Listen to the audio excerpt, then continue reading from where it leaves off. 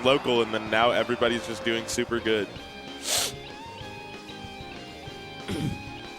So, wait, Sandy took his first local? No.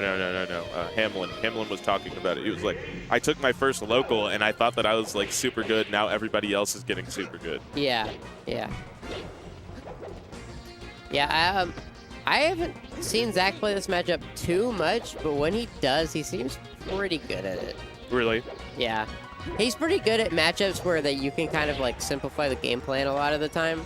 And I think you can kind of do that against Falcon as Marth. I'm not saying... It's, like, simple in general. I'm not saying complex. I'm not saying, like, Marth or Falcon does very well against each other or whatever. I think it's an even matchup. But I think Marth's game plan revolves around, like, 2 or 3 things, really. Yeah.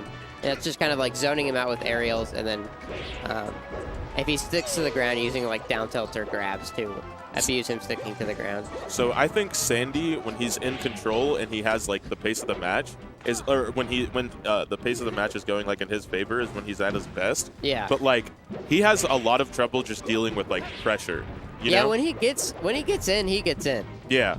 But it's like, I think Fox is one of his really hard matchups because even when he gets in, it's more about spacing. Yeah. You know, he's not just trying to... You got to space around the up tilt. Yeah, exactly. A lot of nuanced things. Exactly. It's much easier against Marth a lot of the time because even though Marth's moves will beat out Falcons, they don't stay out as long, so there's more precision required from Lunchables. Yeah.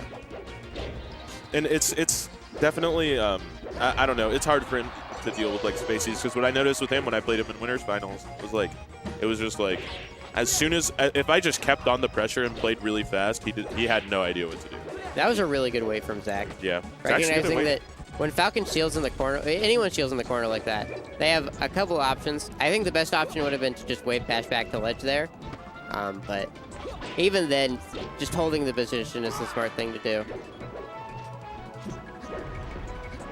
Oh, Sandy is also really good versus Marth. From what he's told me when we took a trip. Yeah, Falcon players tend to do pretty well against Marth. I think this is usually... Most Falcons, as far as, like, top-tier matchups go, their best matchups are usually Marth and Peach. Sandy hates Peach so much. He hates Peach with a passion. Yeah. He always talks about it. Anytime Peach gets brought up, he's like, dude, fuck Peach.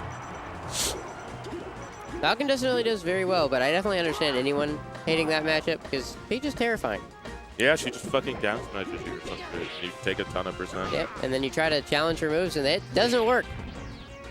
There are like 4 characters in the game that can challenge Peach's moves. Who is that?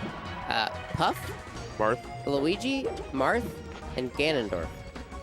Ganon's a weird character. Ganon is a weird character. character. I don't know where. I never know where to put him on my, like, personal tier list. I think he's pretty bad, but the things that invalidate him, you just gotta stick to those things. Yeah. What about against Ice Climbers? He's pretty good against Ice Climbers. I'd say that too, right? Yeah, no. He's pretty good. Yeah, you can't get shield grab for fairing. Side B can't be shield grab. There's a lot of great memes, like if they shield in the corner and you fair them, Nana will oftentimes just fall off the stage and die. Yeah. Up B is actually really good against Ice Climbers with Ganondorf because the electric hitbox will, like, spark up will prevent Nana from punishing you. But we're not talking about Ganondorf or Ice Climbers. We're talking about Marth Falcon on Stadium. You think this was a good pick? Yeah. Isn't FD good for Falcon? Yeah, I think FD's really good for Falcon. I think Dreamland was banned. Dreamland always gets banned, and then it's kind of preference between FD and Stadium. I think FD could be better, but oftentimes Falcons just like Stadium more. Yeah, I know that, like, most Falcons really like this stage. That was an amazing tech.